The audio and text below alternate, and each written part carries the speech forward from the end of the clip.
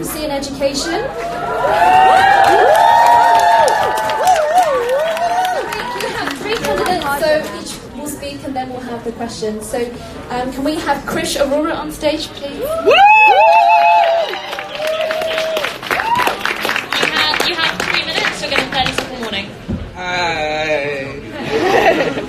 Okay, so I'm Krish. I've been a part of the SU for about a year now, and I've worked to completely revamp the mass emailing system at SOAS so students can mobilize more independently when they're being blockaded by people in power. Among other things, I've also worked following the referendum on a more democratic structure for the SU, because I know that as someone who's been both inside and outside the room, that nothing happens in SU rooms, nothing happens in boardrooms unless people are mobilized outside of it, unless people are exerting pressure outside of it. So what I want as a union, what my vision for a union is one that is proactive, that anticipates threats to our personal education, that anticipates what management is going to do, and addresses the underlying structural issues that perpetuate the attainment gap.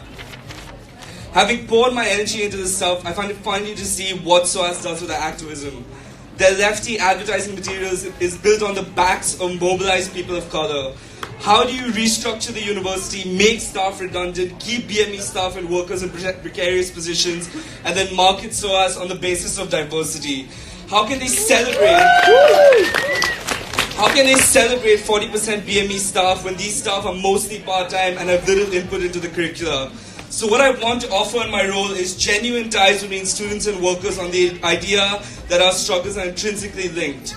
I want organizing not to be supplemental but central to our education, and see solidarity as a means of knowledge production, but also working directly with the staff that is teaching us. If we're equipping them to have a better say in the curriculum, we're helping our own education. They're overworked, they're understaffed, and the lack of support they provide is part of the reason why SOAS has such a huge attainment gap.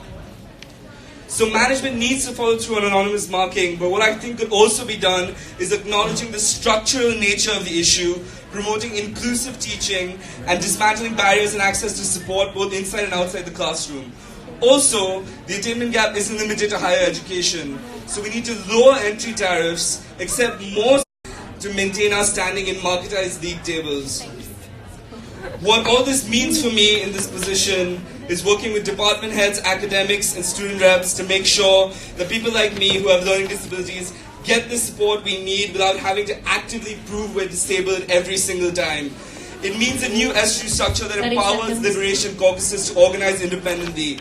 It means fighting off the neoliberal marketization of our education by teaming up with other universities to show management that there is resistance, there is accountability, and that we're angry, but also that we're politically organized.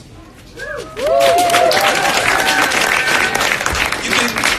can find my full manifesto online. My Facebook name is Pickles McCoy.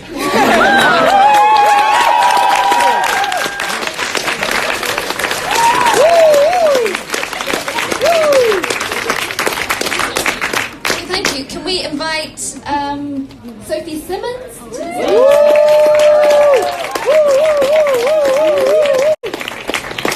Did you get my card out? My card holder.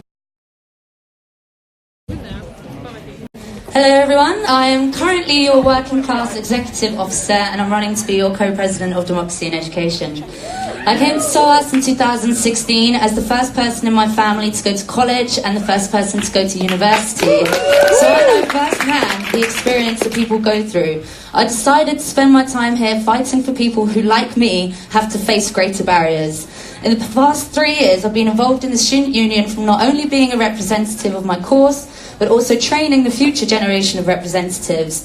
By being a part of the education system, I'm aware of what happens in SOAS and the changes that need to be made. I believe I've already been working tirelessly to do things such as this. I believe in free education from the cradle to the grave, and I know the struggles firsthand widening participation students face. And despite of all the barriers that the class-divided society do put in front of us, I will continue to fight in SOAS and out to make education accessible for everyone. I've already started this by being part of the Decolonising the Curriculum board and trying to push this through the music department. I will work with the school to build a cohesive recruitment strategy, encouraging students from more diverse backgrounds to come to SOAS. I will work to close the unjust attainment gap, not only for undergraduate programs but also postgraduate. Furthermore, in my first and second year as a student representative, I fed back and fought to change the deadline system within the music department so that they minimised stress on the students. Also, my last year as executive officer, I set up meetings with the admin and the finance departments to ensure that I knew every single bursary that was available to widen and participating students. And after finding it out, I pushed real hard to get the SOAS bursary that is currently out there for it to be more sustainable and substantial to those that need it, which I don't believe it currently is. Disabled people, carers and commuting students often face difficulties, and I want to improve their experience through ensuring technical facilities are fixed and functioning, such as a lack of plug sockets and a lot of the larger lecture theatres. Lecture capture in classes that might assist those who can't physically partake, and ensuring that on Moodle there are no misleading deadlines, no more missing module options and no more missing resources.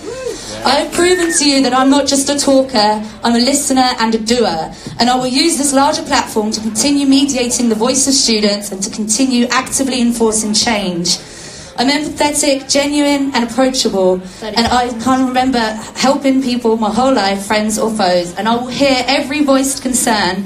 I will fight for every wrongdoing, and I will support anybody that comes to me searching for support, help or advice in every single way I can. My experience means I understand the working of the union and how best to effect change. Elect me and I will lead a union that not only challenges and leads the nationwide Islamophobic prevent agenda. I will fight for a union that stands behind our professor strikes. I will support pushing both me.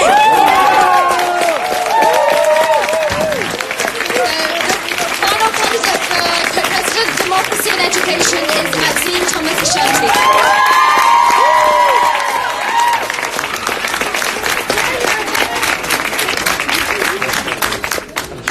Maxine, and I'm a third-year law student here at SOAS. When I started preparing my speech, one of my friends said to me, don't come across too serious or they'll think you're stuffy, don't be too jokey or they won't take you serious. So I don't know if I've perfected the position, but I can just be honest with you and try and be me. I want to run for this role because I care about SOAS. I care about this place because, though it's not perfect, it has been a place where I have grown and learnt so much in conversation with people like you, from the JCR to the classroom to the wherever. Everywhere. And I think that's the beautiful thing about SOAS, and that's part of the education that we need to consider when we're thinking about this role. So, convention would tell me to tell you what I have done, and I will cover that, but I will be brief about it because I more want to talk about what I'd like to do. While I have been here, I've been the Vice President of the Afro-Caribbean Society, which I absolutely loved and got involved with. I've also been a class rep. Nobody say that doesn't count, because it does. And from that role, I managed to get actively involved in addressing the racial attainment gap in the law department, which is now my part-time job. So I currently work for widening participation, trying to address the racial attainment gap in law. So not only is it something I want to do, it's something I'm in the process of doing. I would like to expand what I'm doing to put on more focus groups, hold more panel discussions, raise more awareness, and try and expand it not just from the law departments, but to also other departments and to other students. What do I want to do? Regarding democracy, I have a few key focuses. The first one, and the one I want to concentrate on today, is the UGM structure. Though it is a useful way of addressing issues, I feel like it can be quite hostile and alienating for students who don't necessarily come across as immediately physically confident. It's a space that can be confrontational and a little bit angry, and I feel like there's other ways that can be more conducive to nuanced discussion and debate, to problem solving and to addressing key issues that mean that students won't just completely avoid the space when the UGM is on. Number two, I want to address the governance structure. That's a slightly longer policy, so come and find me in person if you want to hear about my ideas for that. Number three, no platforming. It's unofficial policy at the moment, and I think it's something we need to discuss. SOAS has been heavily criticised in the media for this idea of not allowing certain speakers to come into our space and discuss issues. If that's what we want to do, we are entitled to do that. But it's a question we need to ask ourselves and decide as a collective, so that when we face criticism in the public, we know that it's a decision we've made. I have more policies on education. Come and ask me, check my manifesto. But to conclude, I really hope I get the opportunity to demonstrate to you all just how dedicated and focused I am and how much I would commit to this role. If you have any questions about my manifesto or any of my ideas, come and talk to me. My team are incredible. I'm so grateful to you all. We're going to be wearing blue wristbands and accessories, so look out for them. I'm also going to host a pop-up dance class next week. That's something I do. Look out for it. Time. Please vote for me.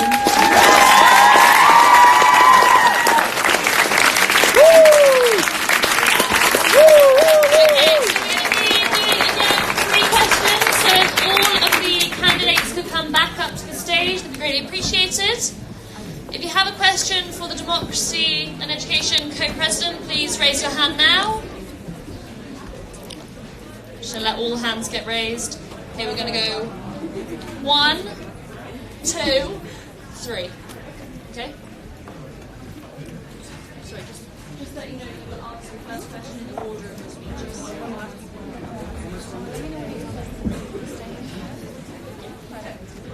Hi there, first of all, brilliant speeches everyone. I just wanted to say, what would be your policy on tackling the nightmare that is mitigating circumstances? In previous years we've all had a lot of talk about doing stuff about mitigating circumstances. I've seen no substantial change. It's actually got worse with making it all go through SID, and because SID is like a prohibitively useless nightmare.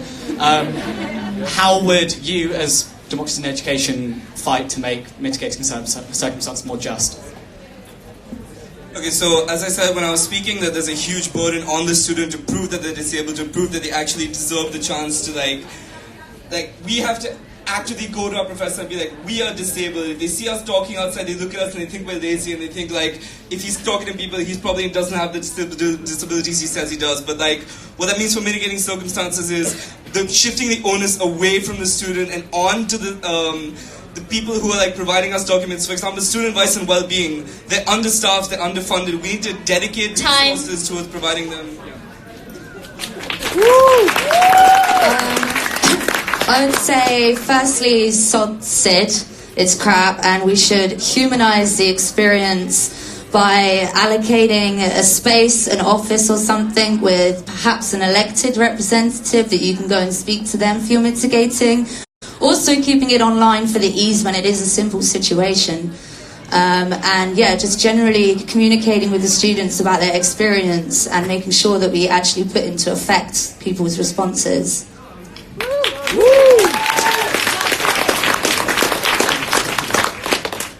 So this is actually a conversation I've had with Professor Onyema the week before last, who works with on the role of academic advisors.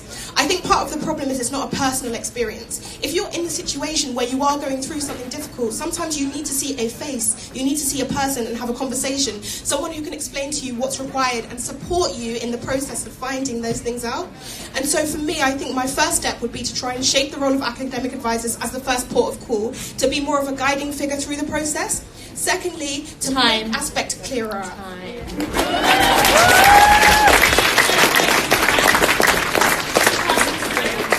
They know who they are.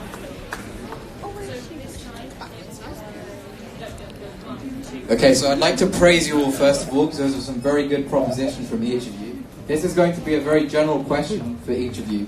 Those propositions are quite ambitious, and there are going to be hurdles along the way, but I think what we'd all like to know is what do you think is going to be each of your primary hurdles to achieving your target? So essentially, what is your biggest weakness?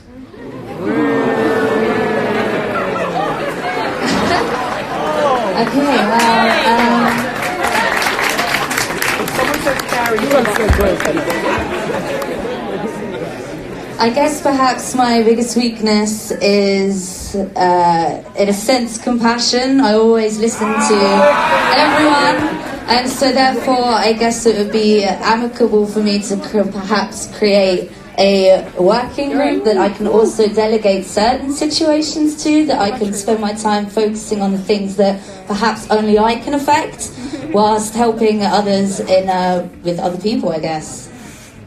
Woo.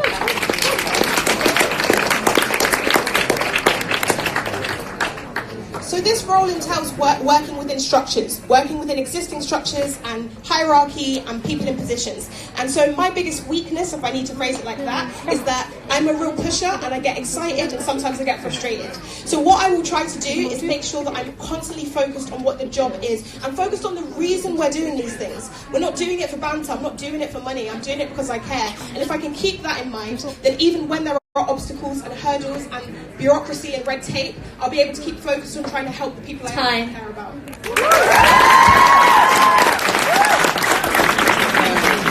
Hi, so I am a recovering addict from several things, and the way that I've tried to work with that over the last 3 years is like, especially in the last year, is like really being realistic about how much time I can dedicate to specific roles, not taking on other people's trauma, not taking on other people's pain, because I'm dealing with a lot by myself. So I chose this role specifically because I know the structural issues of SOAS and I want to address them in a way that's in my capacity to do so.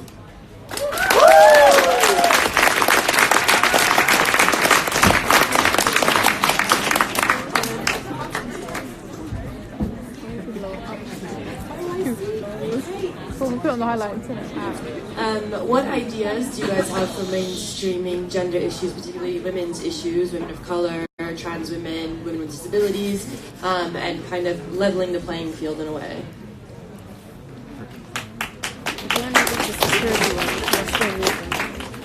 How many did you do? Huh? How many? I don't have 100 ideas for that right now, but what I will say is part of this role is also being a facilitator. It's not our role to come up with all of the ideas, though if this is a focus, and it is obviously a focus, it's something that we need to brainstorm, but it's also creating a space and facilitating an environment whereby when you have ideas on specific issues that you care about, we are the facilitators and we are advocates for you, and we can go and take those ideas to management and be a vessel through which management and students can communicate. So I'd say to you that can you give me some time to think about that, and please can you bring forward ideas, and I can promise I'll drive them through.